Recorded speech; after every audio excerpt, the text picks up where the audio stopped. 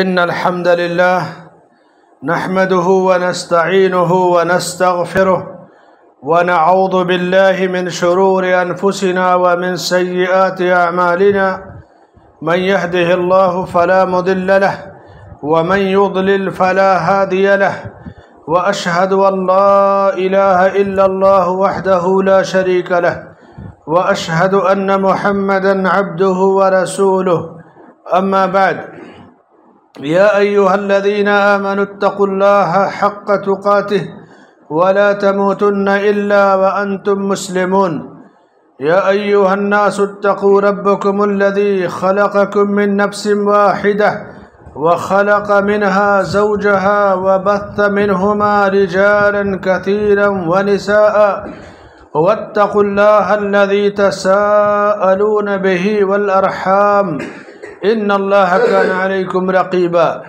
يا أيها الذين آمنوا اتقوا الله وقولوا قولا سديدا يصلح لكم أعمالكم ويغفر لكم ذنوبكم ومن يطع الله ورسوله فقد فاز فوزا عظيما وقال تعالى في مقام آخر إنما المؤمنون الذين إذا ذكر الله وجلت قلوبهم وإذا تليت عليهم آياته زادتهم إيمانا وعلى ربهم يتوكلون وقال وعلى الله فليتوكل المؤمنون وقال تعالى في مقام آخر قل لن يصيبنا إلا ما كتب الله لنا هو مولانا وعلى الله فلیتوکل المؤمنون۔ معزز حاضرین جمعہ، عزیزوں اور دوستوں، بزرگوں اور بھائیوں، ماں اور بہنوں، اللہ کے نزدیک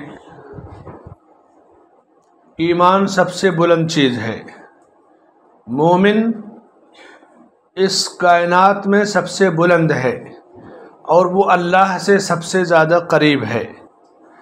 تقرب اللہ کے لیے ایمان باللہ ہونا ضروری ہے۔ بغیر ایمان کے اللہ کی قربت نہیں مل سکتی۔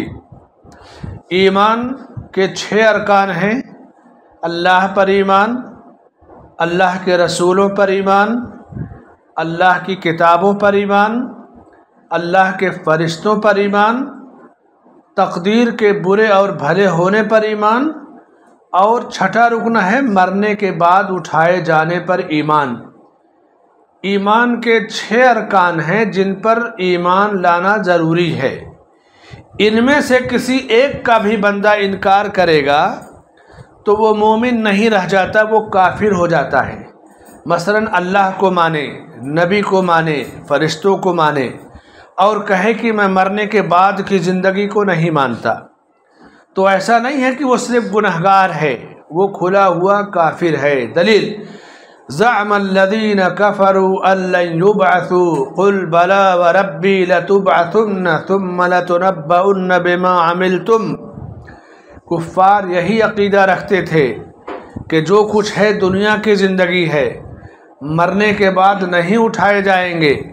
کہہ دیجئے قسم ہے میرے رب کی، کیوں نہیں، ضرور تم اٹھائے جاؤ گے، اور صرف اٹھائے نہیں جاؤ گے، ثم لتنبؤن بما عملتم، دنیا میں جو کچھ تم نے کیا ہے اپنے عملوں کا بدلہ دیے جاؤ گے، بدلہ پاؤ گے۔ تو ایمان ان 6 چیزوں کا نام ہے۔ تصدیق بالقلب، دل میں پہلے تصدیق ہو، زبان سے اقرار ہو، اعضاء و جوارح سے عمل ہو۔ انسانی ہمدردی، ایثار، صلہ رحمی، خدمت خلق، دعوت حق، امر بالمعروف اور نہی عن المنکر، اور اللہ کی حدود کی حفاظت کرنا، یہ ایمان کا تقاضا ہے۔ جب کسی کے دل میں ایمان ہوگا تو اس کے اخلاق بتائیں گے کہ یہ مومن ہے۔ مومن کا ایمان دل میں کوئی چیر کر نہیں دیکھتا ہے، ایمان رب اور بندے کے درمیان کی چیز ہے۔ لیکن جہاں اقرار باللسان کی بات آئے گی تو زبان سے اقرار کرنا ضروری ہے، اور جہاں عمل بالارکان کی بات آئے گی تو عمل کا ظاہر کرنا اور عمل کرنا ضروری ہے۔ ایمان کی کچھ نشانیاں ہیں، جیسے کسی کو کیسے پہچانیں گے کہ یہ مومن ہے کہ فاسق ہے کہ منافق ہے کہ کافر ہے؟ ایک تو ہے کسی پر حکم لگا دینا، فتویٰ دے دینا۔ فتویٰ دینے کی زبان بڑی سستی نہیں ہے، یہ تو آج کل میڈیا والوں نے فتوے کو مذاق بنا لیا۔ فتویٰ کیا ہے؟ آدمی جب سوال کرتا ہے تو اس کا جواب دیا جاتا ہے، اور فتویٰ دینے کا مطلب کہ اللہ کی بات اور شریعت کی بندہ نمائندگی کر رہا ہے۔ اصل مفتی اللہ تعالیٰ ہے، مفتی اللہ تعالیٰ ہے۔ یستفتونک قل اللہ یفتیکم، لوگ آپ سے فتویٰ پوچھتے ہیں، کہہ دیجئے کہ اللہ تمہیں فتویٰ دیتا ہے۔ کیا ہے فتویٰ؟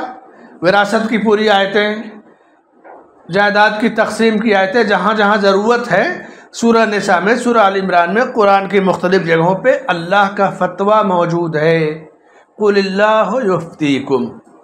اب اللہ کا فتویٰ زمین پہ اللہ کے نبی نے نقل کیا، کچھ تو قرآن کی وحی کی شکل میں، کچھ سنت کی روشنی میں نبی نے نقل کیا۔ نبی کے بعد جب اسلام پھیلا ہے تو بلا کم و کاست جن لوگوں نے اللہ کی اور نبی کی باتوں کو امت کی رہنمائی کے لیے نقل کیا وہ مفتی قرار پائے۔ فتویٰ کوئی کھیل تماشا نہیں ہے، فتویٰ اتنی بڑی ذمہ داری ہے، اتنی بڑی ذمہ داری ہے، گویا جب مفتی دستخط کرتا ہے تو اللہ کا نمائندہ بن کے دستخط کرتا ہے، یعنی اللہ کے دین کا نمائندہ بن کر کے، کہ اللہ نے اسے اتھارٹی دی ہے کہ میرا حکم بندوں تک اس انداز میں پہنچا دو۔ فرمائے کہ انما المؤمنون الذین اذا ذکر اللہ، ایمان کی نشانی، پہلی نشانی کہ جب اللہ کا ذکر ہو مومن کے سامنے، وجلت قلوبہم، تو ان کے دل نرم ہو جائیں، یہ پہلی نشانی ہے۔ اب آپ اس پر اپنے آپ کو تول لیجئے، جہاں اللہ کا ذکر ہو، اللہ کے دین کی باتیں ہوں، قرآن پڑھا جائے، جنت و جہنم کا ذکر ہو، دل کی دنیا بدلتی ہے یا نہیں، نرم ہوتی ہے یا نہیں؟ کچھ لوگ ہنسی مذاق کرتے ہوئے دین کی مجلسوں کو گزار دیتے ہیں، بد نصیبی یہ ہے کہ دینی مجلسوں میں ہنسی مذاق ہی شروع ہو جاتا ہے۔ فرمائے کہ وجلت قلوبہم، اللہ کے ذکر سے دل نرم ہو جائیں۔ وَإِذَا تُلِيَتْ عَلَيْهِمْ آيَاتُهُ زَادَتْهُمْ إِيمَانًا، اور جب اللہ کی آیتیں پڑھ کر سنائی جائیں تو ایمان بڑھ جائے، ایمان میں اضافہ ہو جائے۔ یہ ہے مومن کی پہچان۔ وَعَلَى رَبِّهِمْ يَتَوَكَّلُونَ، تیسری پہچان کہ وہ صرف اپنے رب پر بھروسہ کرتے ہیں۔ اب آپ اندازہ لگا لیں، ترازو پہ اپنے آپ کو تول لیں کہ اللہ کے ذکر سے ہمارے دلوں کی کیا حالت ہوتی ہے اور آپ کس درجے میں ہیں۔ اللہ کی آیتوں کو سن کر کے، پڑھ کر کے ہمارے دلوں کی کیا حالت ہوتی ہے، دلوں میں نرمی ہوتی ہے، ایمان بڑھتا ہے یا کیا صورت ہوتی ہے، اور اللہ پر ہمارا بھروسہ کس قدر ہے، اس کا آپ اندازہ لگا لیجیے۔ وَعَلَى اللَّهِ فَلْيَتَوَكَّلِ الْمُؤْمِنُونَ، اسی لیے کہا کہ ایمان والوں کو اللہ پر بھروسہ کرنا چاہیے۔ مومن آدمی کو جب کوئی مصیبت پہنچتی ہے تو وہ دوسروں پر لعن طعن نہیں کرتا ہے، بلکہ جس طرح نعمت کے بارے میں عقیدہ ہے کہ یہ اللہ کی طرف سے ہے، وہی نوازنے والا ہے، اسی طرح مصیبت کے بارے میں بھی یہ عقیدہ ہونا چاہیے کہ یہ مصیبت اللہ کی طرف سے ہے، میری آزمائش کے لیے۔ اب آپ کس درجے میں ہیں، ہمارا سماج کس درجے میں ہے؟ قُلْ لَن يُصِيبَنَا إِلَّا مَا كَتَبَ اللَّهُ لَنَا هُوَ مَوْلَانَا وَعَلَى اللَّهِ فَلْيَتَوَكَّلِ الْمُؤْمِنُونَ، کہہ دیجئے کہ ہمارے رب نے جو کچھ لکھ رکھا ہے وہی مصیبت ہم تک آتی ہے، اور ایمان والوں کو اللہ پر بھروسہ کرنا چاہیے، اس لیے کہ وہی ہمارا آقا ہے۔ یہ ایمان کی نشانیاں ہیں۔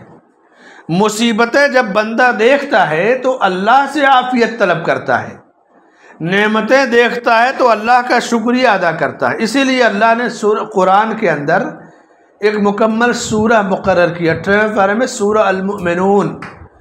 اس سورہ میں ایمان والوں کا تفصیل سے ذکر ہے. اور سورہ مومنون کے بعد دوسری جو سورہ ہے وہ سورہ النور ہے، جس میں ایمان والی عورتوں کا، خواتین کا خصوصی ذکر ہے. المؤمنون اور النور ایک دوسرے کے بعد صورت ہے. پہلے سورہ المؤمنون ہے، پھر سورہ النور ہے. النور میں مومنہ عورتوں کا تفصیل بیان ہے. مومنہ عورتوں کے بارے میں کیا بیان ہے؟ قُل لِّلْمُؤْمِنَاتِ يَغْضُضْنَ مِنْ أَبْصَارِهِنَّ وَيَحْفَظْنَ فُرُوجَهُنَّ وَلَا يُبْدِينَ زِينَتَهُنَّ إِلَّا مَا ظَهَرَ مِنْهَا وَلْيَضْرِبْنَ بِخُمُرِهِنَّ عَلَى جُيُوبِهِنَّ إِلَّا لِبُعُولَتِهِنَّ أَوْ آبَائِهِنَّ أَوْ آبَاءِ بُعُولَتِهِنَّ أَوْ إِخْوَانِهِنَّ أَوْ بَنِي إِخْوَانِهِنَّ. مومنہ عورتوں کو نگاہیں پست رکھنے کا حکم دیا گیا، شرمگاہوں کی حفاظت کا حکم دیا گیا. زیب و زینت کی جو چیزیں ہیں جو خاص شوہروں کے لیے ہیں یا محرموں کے لیے، ان کو دوسروں کے لیے ظاہر نہ کرنے کا حکم دیا گیا. یہ تربیت کی گئی، مومن کی پہچان، نشانی اور تربیت مومنہ عورتوں کی گئی. ہوتا یہ ہے کہ سماج اور معاشرے میں مومن زندگی گزارتا ہے تو آج ہمارا تعلق قرآن سے کم اور چینلوں سے زیادہ ہو گیا. جب سے سوشل میڈیا آ گیا تو what's app, Google, snap chat اور جو ہے یہ فیس بک اور الگ الگ جو پروگرام ہیں سافٹ ویئر، ہم اس سے زیادہ جڑ گئے اور قرآن سے کم ہمارا تعلق ہو گیا. مثلا روس نے یوکرین پر حملہ کیا. روس ایک کمیونسٹ ملک ہے، ظالم ملک ہے. مسلم ممالک کی تباہی میں کوئی بھی ملک ایسا نہیں جس میں اس کا حصہ نہ ہو. افغانستان پر پہلے اس نے حملہ کیا، صدیوں سالوں سینکڑوں سال تک، 70 سال تک کم و بیش غلام بنا کے رکھا. پھر آزادی ملی روس کو. یوکرین ایک عیسائی ملک ہے جس میں بمشکل 2.5-3 لاکھ مسلم ہوں گے. عیسائی اکثریت والا ملک ہے. لیکن جہاں مسلم ملک کی تباہی کی بات آتی ہے تو نیٹو کے نام پہ، یونیو کے نام پہ، عالمی اتحاد کے نام پہ یوکرین کے حکمرانوں نے مسلمانوں کو تباہ کرنے میں انہی عالمی طاقتوں کا ساتھ دیا ہے جو طاقتیں مسلمانوں کو تباہ کر رہی ہیں، چاہے روس ہو، چاہے امریکہ ہو، چاہے برطانیہ ہو، چاہے فرانس ہو، چاہے عراق کی تباہی ہو، چاہے سوریہ کی تباہی ہو. اب یہ خبر ہے، ٹھیک ہے، وہاں کے مظلوموں کے لیے ہمارے پاس ہمدردی ہونی چاہیے، مسلمانوں کے لیے ہونی چاہیے. ہمارے ہندوستان کے بہت سارے بچے علم طب پڑھنے کے لیے وہاں گئے، اسٹوڈنٹ چاہے کسی بھی مذہب دھرم کا ہو، پڑھنے کے لیے گئے، علم حاصل کرنے کے لیے گئے. ہمدردی ہونا چاہیے، یہ ایک الگ چیز ہے. یہ ایمان کا تقاضا ہے کہ وہ کافر یا وہ مشرک جو نقصان دہ نہ ہو، اس کے پاس علم ہے تو اس کے علم سے بھی فائدہ اٹھایا جائے گا، اس کے ساتھ ہمدردی بھی کی جائے گی. لیکن عمومی طور سے اب لوگوں نے کیا تبصرہ شروع کر دیا، عالمی جنگ ہو جائے گی، نیوکلیئر بم آ جائے گا، دنیا تباہ ہو جائے گی، اب کیا کرنا ہے، اب یہ ملک پہلے چلا جائے گا، وہ بلا ختم ہو جائے گا. اب آج کل ہمارے تبصرے اس پر ہوتے ہیں.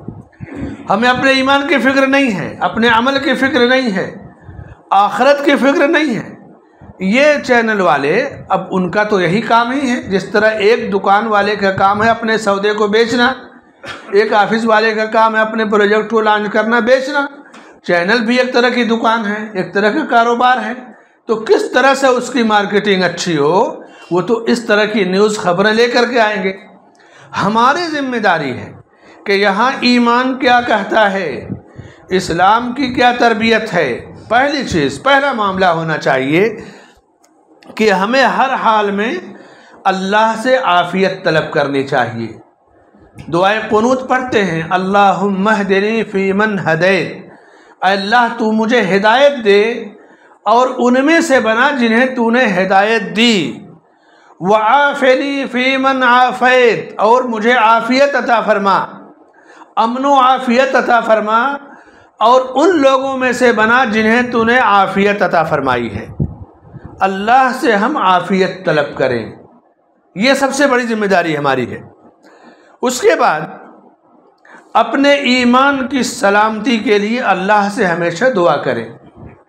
اس طرح کے مواقع پہ کبھی کبھی آدمی جوا کھیل لیتا ہے، فلاں جیتے گا فلاں جیتے گا، جنگ میں وہ ہار جائے گا، امریکہ ہار جائے گا تو روس جیت جائے گا، جیسے کرکٹ کے میچ پہ لوگ سٹہ لگاتے ہیں، ویسے جنگوں میں بھی بڑے بڑے جوئے کے کاروبار ہوتے ہیں۔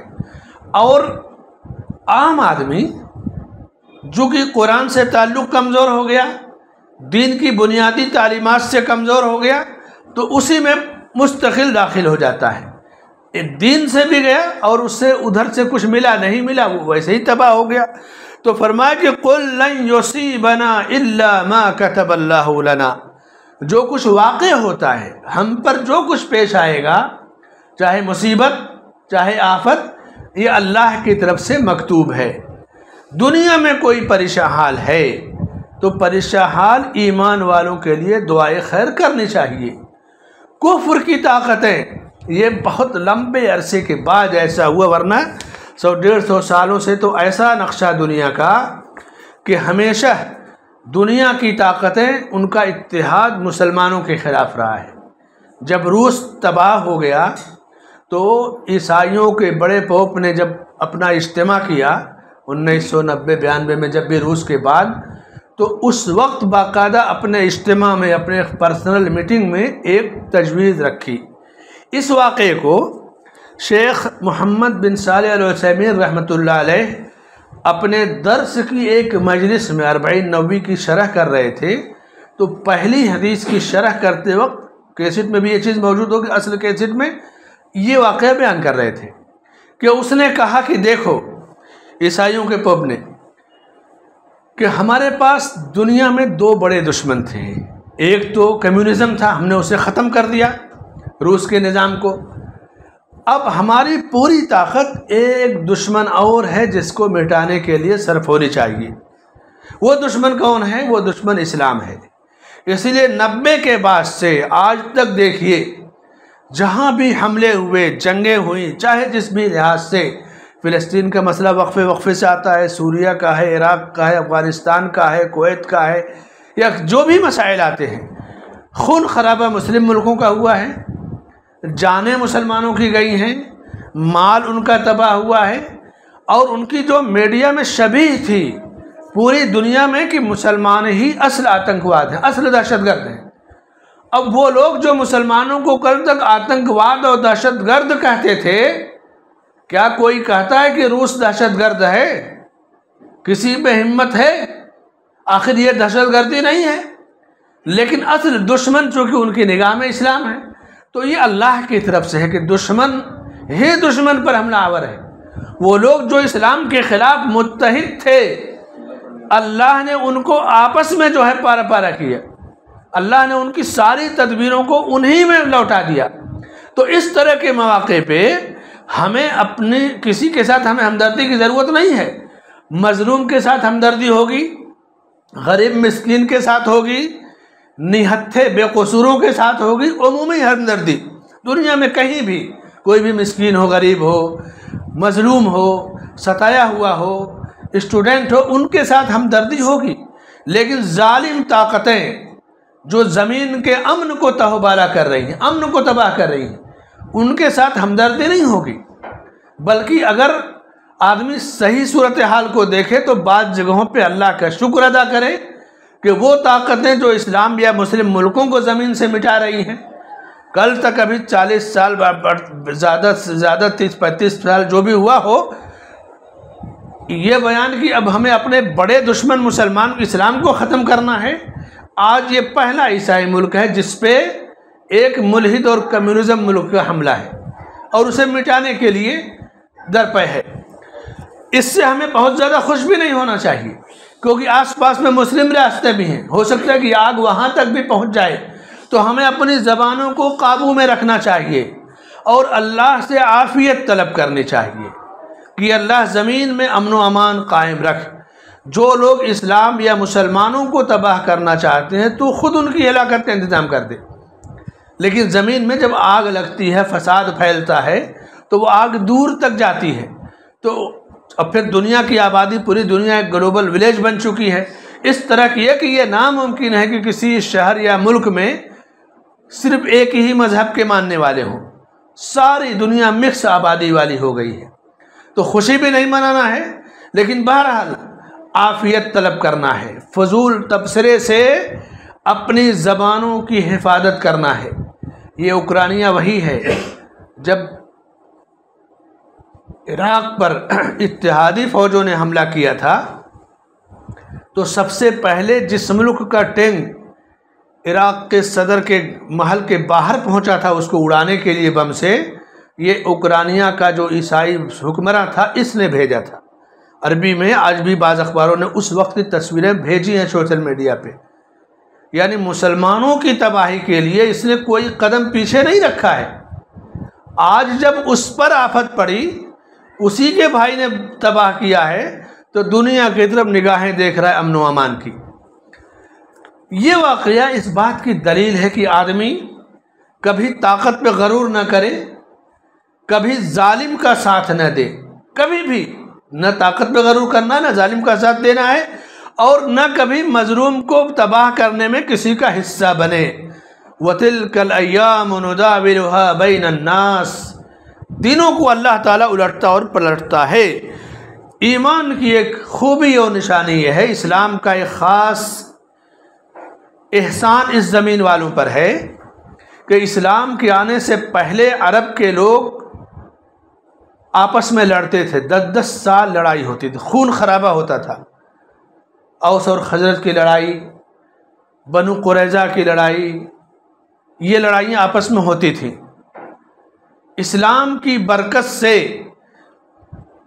دنیا کے دوسرے مذاہب میں بھی اتحاد قائم ہوا کہ ہم انسانوں کو تباہ نہیں کریں گے۔ آپ صلی اللہ علیہ وسلم نے اوس خزرج کو ایک کیا، بنو قریظہ اور جو دوسرے قبیلے تھے مدینے کے اندر ان کو جو ہے خون خرابے سے روکا۔ اور ٹھیک یہی صورتحال ہندوستان میں بھی تھی۔ ہندوستان میں جب مسلمان آئے تو یہاں پر بھی مسلمانوں نے، یہاں کے ہندوؤں میں جو خون خرابہ اونچ نیچ کا فرق ہے، مسلمانوں کے وجود کی برکت سے یہ چیزیں بھی ختم ہوئی ہیں۔ تو مسلمان اور ایمان والا کہیں بھی رہتا ہے، وہ اپنے وجود سے ایک دوسرے کو فائدہ پہنچاتا ہے۔ وہ اس لیے کہ مومن صرف دنیا کے لیے نہیں جیتا ہے، مومن کا عقیدہ ہے کہ ہم اپنے عمل کے ساتھ اللہ کے ہاں پیش کیے جائیں گے۔ جو بھی عمل ہو، اچھا ہو یا برا، اللہ کے ہاں پیش کیے جائیں گے۔ معصوم کی جان سے کھلواڑ کرنا یہ مومن کا کام نہیں ہے، حسد کرنا یہ مومن کا کام نہیں ہے۔ اسی لیے صحیح مسلم میں اللہ کے نبی صلی اللہ علیہ وسلم نے ایک مرتبہ، یہ سبھی مسلم کی حدیث ہے، نبی صلی اللہ علیہ وسلم کا واقعہ کہ صحابہ سے اپنے مجلس میں پوچھا، سوال کیا، چند صحابہ موجود تھے، من اصبح منکم اليوم الصائما، یہ بتاؤ کہ آج تم میں سے روزہ رکھ کر کس نے صبح کی ہے؟ ان میں سے ابو بکر صدیق رضی اللہ عنہ کا کہ میں نے۔ پھر پوچھا من تبع منکم اليوم جنازۃ، تم میں سے جنازے میں شرکت کس نے کی ہے؟ تو ابو بکر صدیق رضی اللہ عنہ کا کہ میں نے۔ پھر پوچھا کہ فمن اطعم منکم اليوم مسکینا، آج مسکین کو کھانا کس نے کھلایا ہے؟ تو صدیق رضی اللہ عنہ کا کہ میں نے۔ پھر سوال کیا فمن عاد منکم مریضا، آج تم میں سے بیمار کی عیادت کس نے کی ہے؟ تو ابو بکر رضی اللہ عنہ کا کہ میں نے۔ 4 سوالات کیے۔ پہلا سوال، جنازے میں شرکت کس نے کی ہے؟ روزے سے کون ہے؟ مریض کی عادت کس نے کی ہے؟ مسکین کو کھانا کس نے کھلایا؟ 4 خوبیاں۔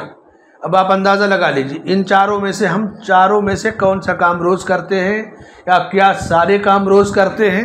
تو جب اللہ کے نبی صلی اللہ علیہ وسلم نے ان باتوں کو، جوابوں کو سنا تو کہا کہ جب کسی مومن کے اندر یہ چاروں عادتیں اکٹھا ہو جائیں گی کہ روزہ رکھے، فرض روزہ نہیں، نفلی روزہ، مسکین کو کھانا کھلائے، جنازے میں شرکت کرے، مریض کی عادت کرے، تو اللہ تعالیٰ ضرور اسے جنت میں داخل کرے گا۔ یہ ہے ایمان کی خوبی، یہ ہے مومن کی تربیت، یہ ہے مومن کی تعلیم، مومن کی تربیت۔ ایمان والا جس طرح اپنے ایمان کی حفاظت کرتا ہے اسی طرح سماج اور معاشرے کی بھی سلامتی کی حفاظت کرتا ہے، اس کی بھی سلامتی کو دیکھتا ہے۔ اسی لیے اللہ کے رسول صلی اللہ علیہ وسلم کے زمانے میں 2 عورتوں کا واقعہ پیش ہوا۔ یہ روایت صحیح مسلم کی ہے کہ ایک عورت دن میں نفلی روزے رکھتی، رات میں نفلی نمازیں پڑھتی، لیکن زبان کی بزی تیز ترار تھی، جس کو جو چاہا کہہ دیا، بک دیا۔ ہوتی ہیں بعض عورتیں نا تیز ہوتی ہیں تو لوگ ان سے پناہ مانگتے ہیں، دور بھاگتے ہیں۔ تو کہا آپ صلی اللہ علیہ وسلم سے جب پوچھا گیا کہ اس کے بارے میں کیا حکم ہے، وہ تو نفلی نمازیں رات کو پڑھتی ہے، نفلی روزے رکھتی ہے، مگر زبان کی تیز ترار ہے۔ آپ نے کہا وہ جہنم میں جائے گی۔ دوسری عورت کے بارے میں پوچھا گیا کہ وہ بہت زیادہ نفلی روزے اور نفلی نمازیں تو نہیں پڑھتی، لیکن زبان کی بڑی پیاری ہے، پڑوس کے بچے اس سے خوش ہیں، پڑوس کی عورتیں اس سے خوش ہیں، پڑوس کے لوگ اس سے خوش ہیں، محلے والے۔ زبان کی بڑی پیاری ہے، زبان سے کسی کو تکلیف نہیں دیتی۔ تو آپ نے کہا کہ وہ عورت جنت میں جائے گی۔ یہ ہے ایمان، مومن کا اعزاز، ایمان کا اعزاز۔ تو اس طرح کے مواقع پہ، حادثات پہ میرے بھائیوں، سب سے پہلی چیز ہمیں اپنی زبان کو قابو میں رکھنا ہے، اپنے تبصرے کو قابو میں رکھنا ہے۔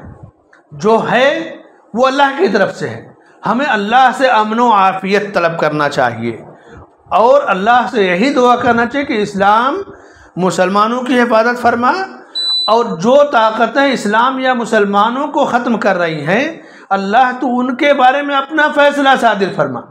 اسلام مٹنے کے لیے نہیں آیا ہے، قائم ہونے کے لیے، رہنے کے لیے ہے۔ تو ہمیں عافیت طلب کرنی چاہیے، اور مظلوموں سے، بے کسوں سے، بے سہارا لوگوں سے، طالب علموں سے ہمیں ہمیشہ ہمدردی رکھنی چاہیے۔ یہ ہمارا معاملہ ہونا چاہیے۔ ظالم کبھی ہمدردی کا مستحق نہیں ہوتا ہے۔ اللہ تعالیٰ ظالم کے بارے میں کہتا ہے لَنُهْلِكَنَّ الظَّالِمِينَ، ہم تو ظالموں کو ضرور ہلاک کریں گے۔ اللہ سے دعا ہے کہ اللہ تعالیٰ اس طرح کے حوادث کے مواقع پہ ہمیں سنت کی روشنی میں، سیرت کی روشنی میں، ایمان کا جو تقاضا ہے، ایمان کی جو نورانی حرارت ہے، اس کی روشنی میں اپنی زبان اور اپنے قلم اور اپنے قدم کو اٹھانے کی توفیق بخشے، ہمیں ہر قسم کے فضول تبصرے سے محفوظ رکھے، ایمان اور عمل کی ہمیں توفیق بخشے، اسلام اور مسلمانوں کی حفاظت فرمائے، ظلم اور ظالم اور ظالموں کو تباہ و برباد فرمائے۔ آمین۔ بارک اللہ لی ولکم فی القرآن والسنہ، واستغفر اللہ لی ولکم ولسائر المسلمین من کل ذنب فاستغفروہ انہ هو الغفور الرحیم۔